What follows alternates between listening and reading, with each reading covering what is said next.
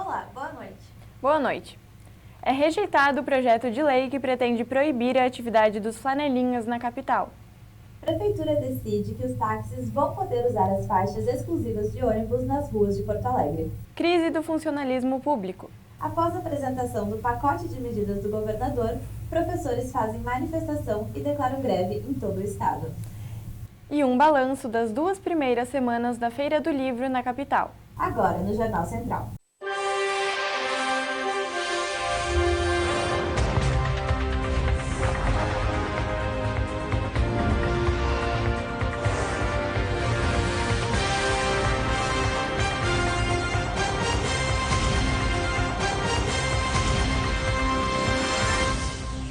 Ontem, a Câmara Municipal de Porto Alegre rejeitou o projeto de lei da Prefeitura que pretende proibir a atuação dos flanelinhas em espaços públicos da cidade.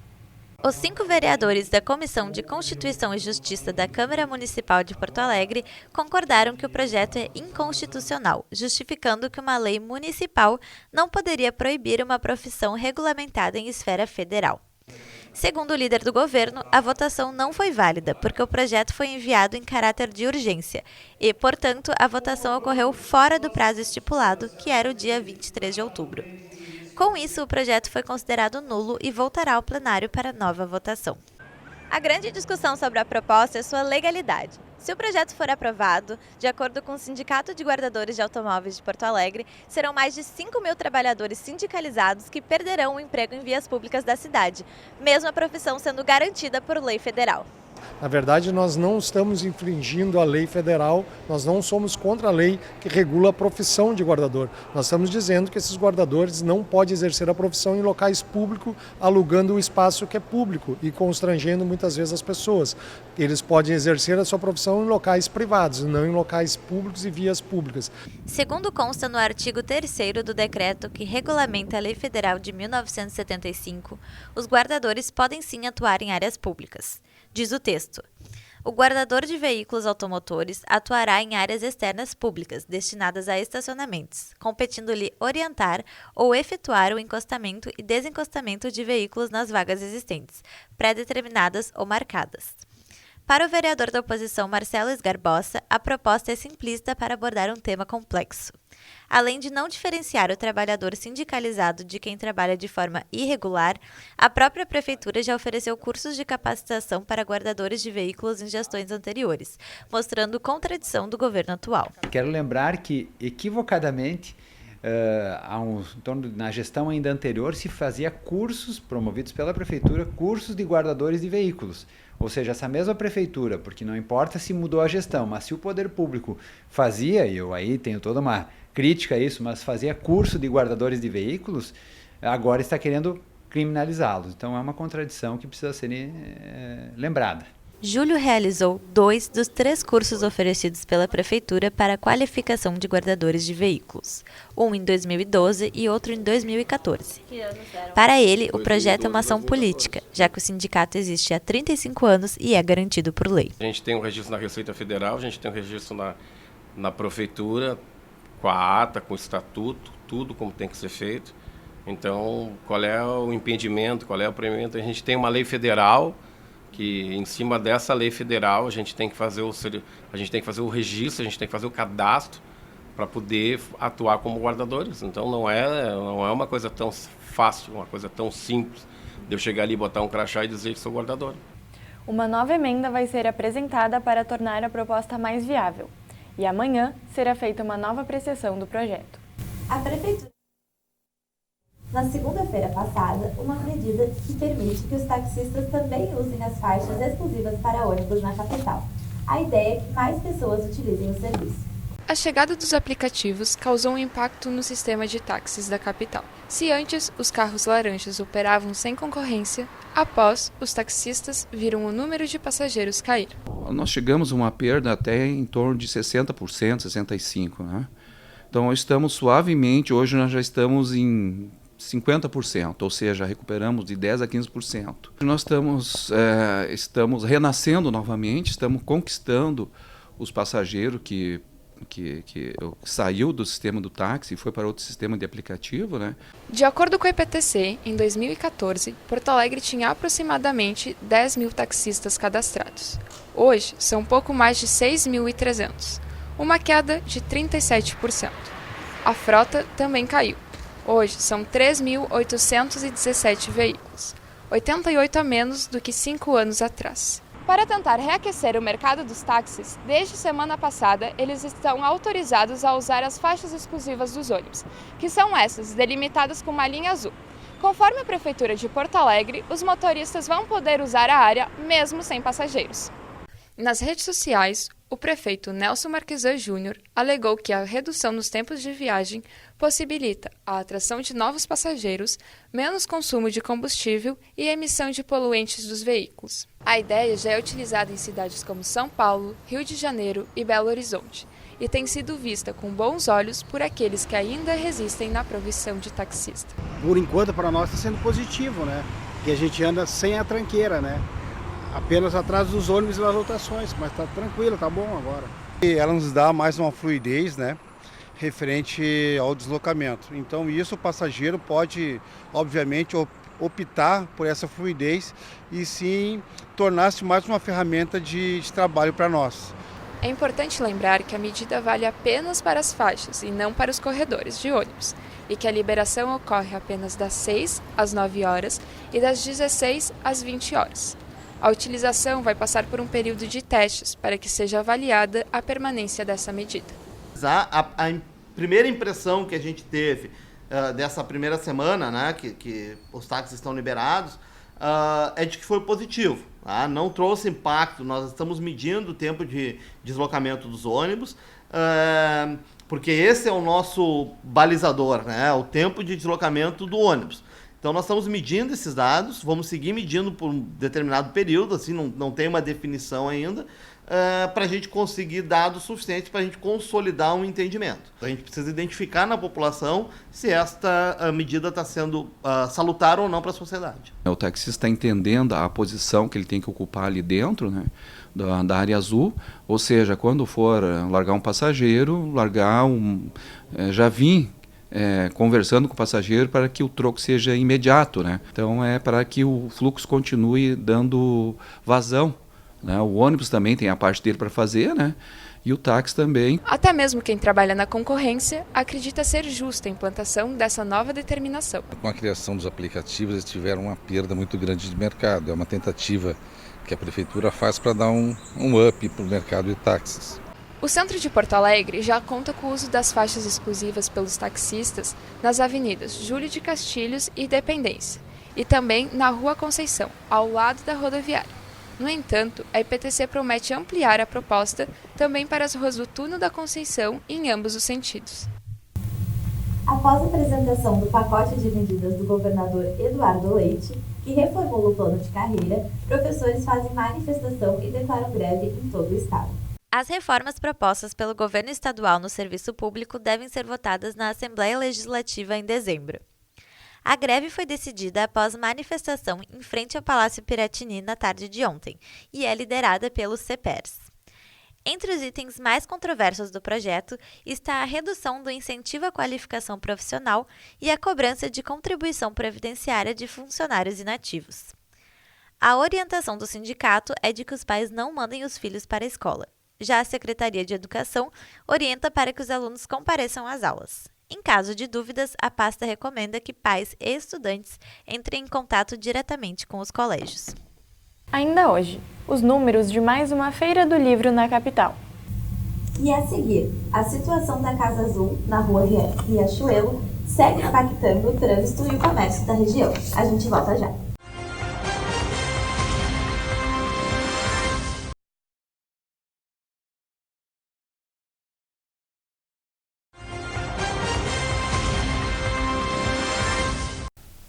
Estão definidos os locais de votação da eleição para o Conselho Tutelar de Porto Alegre. Os eleitores podem fazer a consulta da lista de endereços pelo site da Prefeitura. A eleição para o Conselho Tutelar da capital ocorrerá no dia 6 de outubro e contará com 82 locais de votação. O eleitor poderá escolher até 5 candidatos de sua microrregião. A obra na Casa Azul, no Centro Histórico de Porto Alegre, continua afetando o tráfego de veículos e estabelecimentos. A conclusão estava prevista para o mês passado, mas o prazo terminou. Com mais de 40% da estabilização já concluída, a obra que iniciou no dia 25 de abril é responsabilidade da empresa Arquium Construções Restauro Limitada. A prefeitura anunciou que o desbloqueio da rua era até o final de outubro, mas o tráfego segue bloqueado pela PTC com desvios no trânsito nas imediações da casa. É um empurra, ninguém sabe, enquanto a situação continua assim. Hoje não tem um carrinho, mas normalmente tem um carrinho aqui que pega lixo o dia todo, que fecha quase a metade dessa quadra aqui, ó. Além do descarte de lixo que é deixado ali e dos craqueiros, troços que se acumulam aqui nessa área aqui, onde o cheiro é insuportável, né? E eu não sei o que está acontecendo, que já passou da época que os representantes da prefeitura disseram que iam liberar a via e a via não está liberada. A interdição da rua já dura 1 ano e 5 meses. O prazo para a liberação em torno da Casa Azul já venceu e hoje impacta na circulação de pedestres, veículos e de quem tem comércio na região. Fechou muito restaurante, lojinhas, tu pode ver que ao redor que tá vários estabelecimentos já fechados, né? E tá difícil porque a pessoa, como não é proprietário, né? Tem que pagar aluguel, olha, aqui tá muito difícil, essa rua assim se tornou assim muito difícil. Principalmente essa metade de quadra aqui. Principalmente nessa quadra aqui, a gente teve uma alteração quanto ao horário. Nós fechamos 20 horas, diminuímos para as 19 e diminuímos, agora estão fechando tipo 18 horas. Aos sábados tem lojas aqui que não estão abrindo mais e a gente é meio turno, estão fechando logo após o meio-dia nos sábados, porque o movimento diminuiu muito. A Casa Azul foi construída no século XIX e está localizada na rua Riachuelo. O imóvel é um sobrado inspirado no neoclassicismo francês. Uma de suas primeiras funções foi ser sede de uma fábrica de chapéus. Após esse período, uma ferragem funcionou no local, dando ao prédio sua cor característica de hoje. Os andares de cima já abrigaram bares, restaurantes e academia. Devido aos constantes incêndios, a casa foi fechada várias vezes ao longo dos anos. Após laudo do Tribunal da Justiça do Rio Grande do Sul apontar risco de desabamento, o prédio foi classificado como Patrimônio Histórico-Cultural em 2018 e passa por obras de restauração. O patrimônio ele é um suporte de memória para a cidade, para a história, para a museologia, para as ciências em geral. Ele é uma amostra do que nós mesmos fomos, não é? A ideia de patrimônio ela tem que ir muito além do material. Ela tem que dar conta dos aspectos das emoções e das memórias da população que ocupa esse espaço. A Lei Brasileira de Preservação de Patrimônio Artístico-Cultural número 25, criada em 1937, tem como objetivo criar um acervo comum a todos. Conforme a lei, qualquer cidadão pode indicar um bem para classificação, porém a decisão final cabe a um grupo de historiadores da área. E hoje é uma raridade a gente ver na cidade esses prédios, porque eles realmente desapareceram, porque em geral pertenciam a pessoas, eram de propriedade privada e não pública. É sempre uma dificuldade para o poder público, que é quem faz a lei de preservação do patrimônio, garantir a preservação do patrimônio privado. A Casa Azul pertence à família Granata, que também detém outros imóveis na cidade protegidos pela lei de preservação. Após a morte do patriarca Edgar Granata, a propriedade acabou ficando em segundo plano. O Ministério Público ajuizou uma ação contra os herdeiros e o município de Porto Alegre para que fizessem o restauro do imóvel. O processo foi julgado e está em fase de cumprimento de sentença. Agora o que nós estamos fazendo no processo é nós localizamos recursos dessa família, que é a dona do imóvel, noutros processos dela, né? E conseguimos fazer com que esses recursos sejam destinados para o restauro da Casa Azul e de outros imóveis protegidos que pertencem a essa família. Qualquer processo de restauração é um processo muito complexo, tarefa manual, né? E ainda mais ali quando só sobrou, bem dizer, a fachada mesmo, o interior todo ruiu, né? Aí a partir disso a gente vai poder ter a reutilização, o reaproveitamento daquele espaço. A Secretaria de Infraestrutura e Mobilidade Urbana foi procurada para prestar mais esclarecimentos sobre a situação, mas não quis se pronunciar. A conclusão total do serviço de estabilização do prédio está prevista para dezembro deste ano. Entretanto, a restauração completa durará mais alguns anos. Refaz 2019 entra em vigor nesta quarta-feira. O Programa Especial de Quitação e Parcelamento de Débitos de ICMS permite a regularização de empresas. Para isso, o Estado está autorizado em reduzir em até 90% o juro e as multas, e a parcelar o débito do contribuinte em até 120 vezes. Para receber o benefício, é obrigatório o pagamento de 100% do valor principal do débito. A expectativa do governo é arrecadar recursos para atenuar o déficit do caixa. Amanhã é Dia das Crianças. De acordo com a Confederação Nacional do Comércio de Bens, Serviços e Turismo, a data deve movimentar 7,8 bilhões de reais no país. O Dia das Crianças é uma das datas mais esperadas pelos pequenos e também é comemorada pelos comerciantes. A compra dos presentes gera uma expectativa de aumento nas vendas e é o pontapé inicial para as vendas de final de ano. A data é a terceira mais importante para o comércio, atrás apenas do Natal e do Dia das Mães. Em Porto Alegre, segundo um estudo realizado pela Câmara dos Dirigentes Lojistas, o Dia das Crianças deste ano deve ter uma alta real, ou seja, acima da inflação. Em comparação com o mesmo período do ano passado, a alta nas vendas projetada pelo CDL deve ser de 1,7% a 2,7%.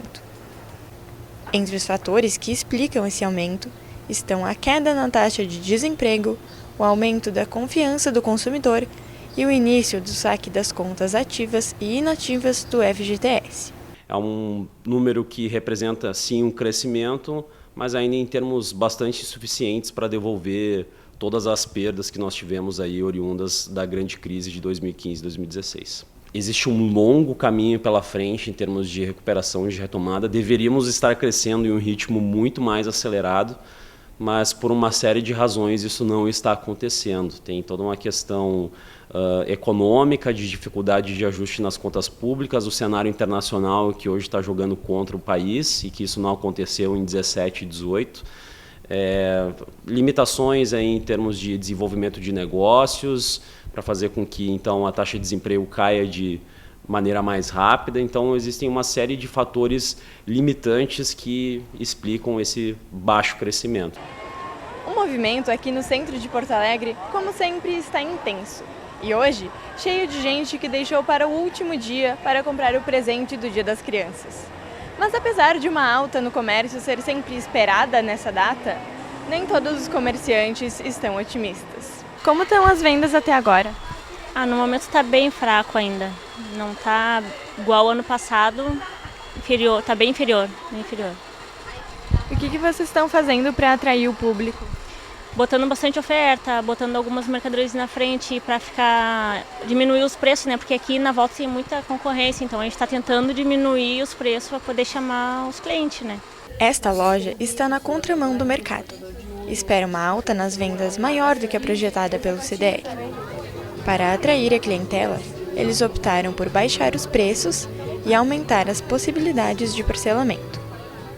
Além disso, a loja vende não só brinquedos, mas também roupas e itens para o público pré-adolescente.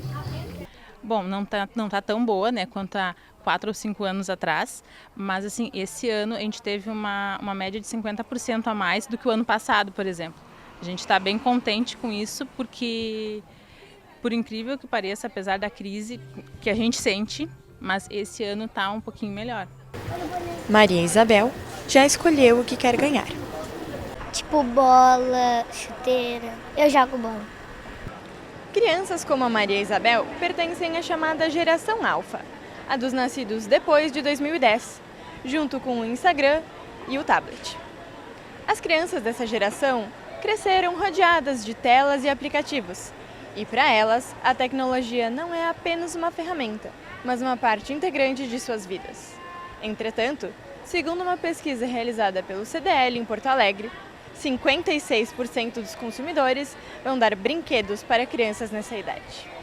De acordo com outra pesquisa realizada pelo CDL, a atividade preferida das crianças da geração Alfa é brincar com brinquedos, seguida de usar o tablet, celular ou computador e assistir a vídeos no YouTube.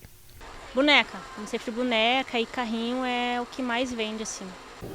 Outro setor importante para o comércio é o das roupas, que representa 21% das compras de Dia das Crianças. Volmer já vai comprar roupas para o sobrinho, que nem nasceu ainda. Eu tô comprando pro meu sobrinho. E tu sempre dá presente no Dia das Crianças? É que a recém ele vai nascer e eu já tô comprando umas coisinhas já pra levar pro hospital. Independente do presente e do preço, o importante nesta data é ver a alegria das crianças. A gente escolhe o presente que a gente pode dar, né? Então a gente dá aquilo que eles normalmente pedem, que tá na fase. E aí depois a gente escolhe conforme vai o dinheiro da gente também, né? A seguir, os relógios de rua vão voltar a funcionar na capital. Além de mostrar a hora e a temperatura, os relógios também vão ter câmera de segurança e Wi-Fi.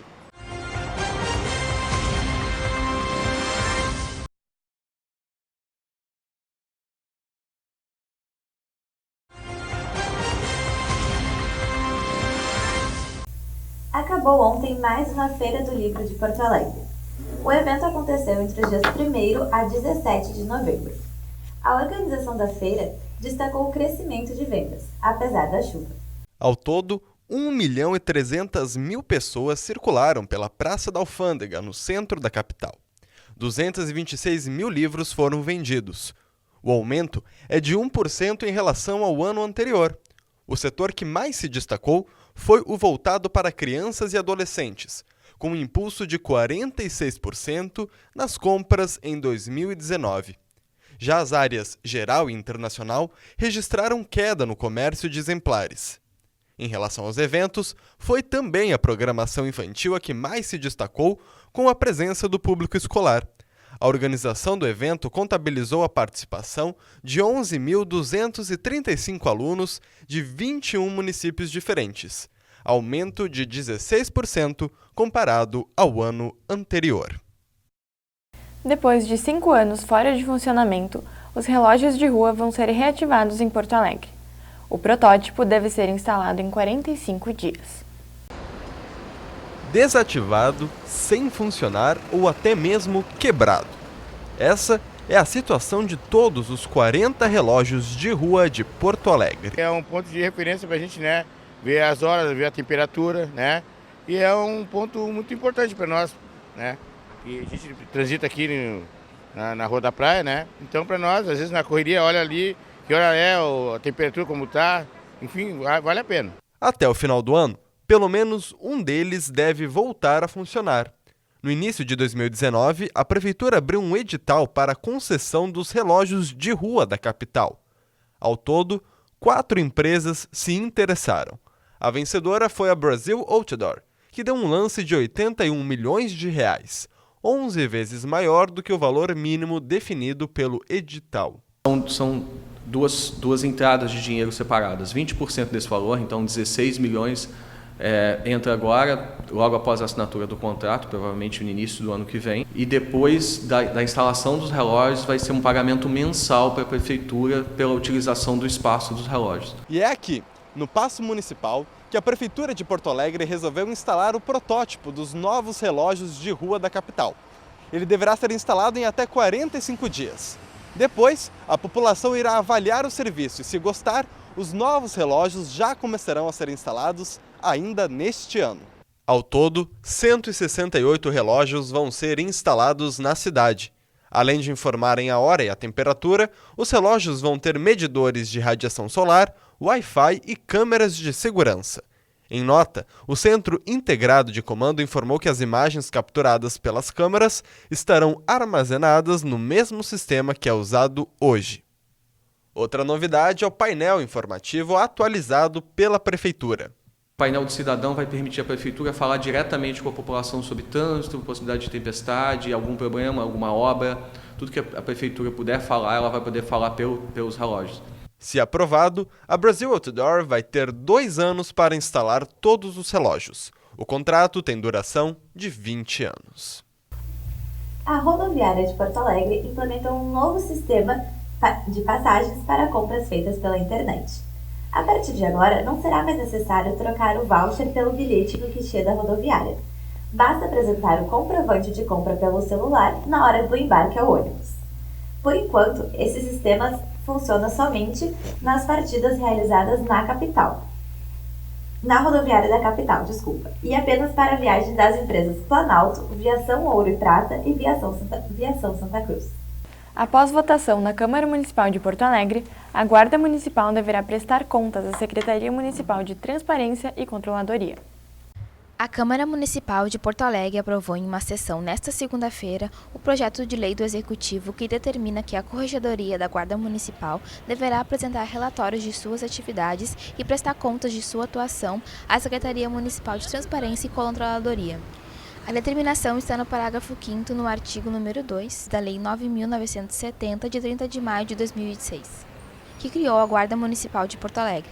Segundo o prefeito Nelson Marquesan, a mudança pretende unificar a supervisão das demais corregedorias para que fiquem padronizadas, melhorando e fortalecendo a gestão. A Clínica da Família foi anunciada nesta semana e planeja atender 18 mil pessoas. A nova unidade de saúde pretende oferecer serviços gratuitos na região do Centro Histórico. O projeto é coordenado pela Fundação em parceria com a Secretaria Municipal de Saúde. O prédio, adquirido há anos pela Universidade Federal de Ciências da Saúde de Porto Alegre, nunca foi ocupado. Serviria para a implantação do restaurante universitário da instituição. No entanto, essa intenção não foi concretizada. Hoje, o plano é proporcionar ainda mais benefícios para a sociedade.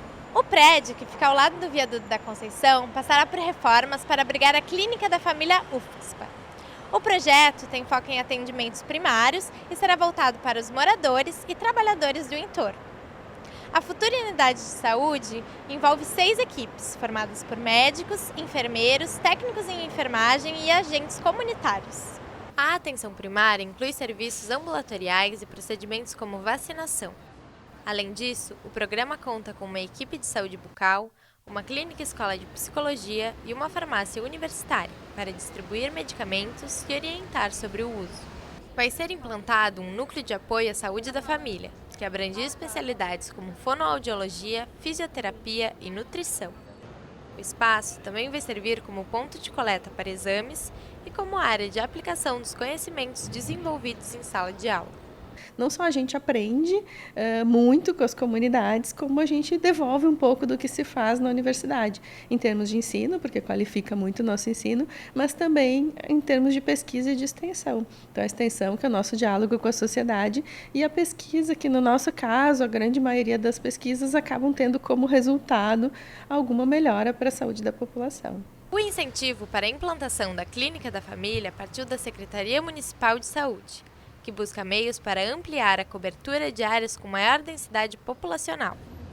Para fazer a gestão administrativa, a Fundação uniu forças também com o Hospital Santa Casa, que vai ser responsável pelas contratações. A unidade se destina a moradores, trabalhadores e estudantes do bairro. Para receber atendimento, vai ser necessária apenas a apresentação de documento de identificação e comprovante de residência. Além das pessoas que moram, tem os trabalhadores, tem as pessoas que trabalham. Se alguém passar mal, se eu tenho uma gestante, por exemplo, que trabalha na região e passa mais horas no local de trabalho dela, numa loja, por exemplo, do que na comunidade dela, quando ela volta para casa, provavelmente a unidade vai estar fechada, então aí faz mais sentido atender na região. A instituição deseja ir além dos serviços de atendimento e manter um centro de referência com foco na educação da comunidade. Isso significa que o prédio também tem espaços destinados para encontros sobre saúde abertos ao público. A ideia é criar um programa de suporte e de intervenção que pode oferecer terapia comunitária, grupos para cessação do tabagismo e atividades voltadas para a população de rua. Para que a inauguração ocorra em 2020, conforme é previsto, é fundamental a liberação total dos recursos financeiros solicitados pela universidade no planejamento anual. O governo federal enviou para aprovação no Congresso um orçamento com 2 partes. Por enquanto, a Fundação tem como certo o envio de apenas 60% das verbas. Se o nosso orçamento se mantiver, a gente vai ter como executar tudo, mas a gente está agora nesse movimento de buscar recursos adicionais também, né? Com várias outras instâncias para garantir que a gente vai poder fazer a clínica. O nosso Jornal Central vai ficando por aqui. Até amanhã. Uma boa noite a todos e até amanhã.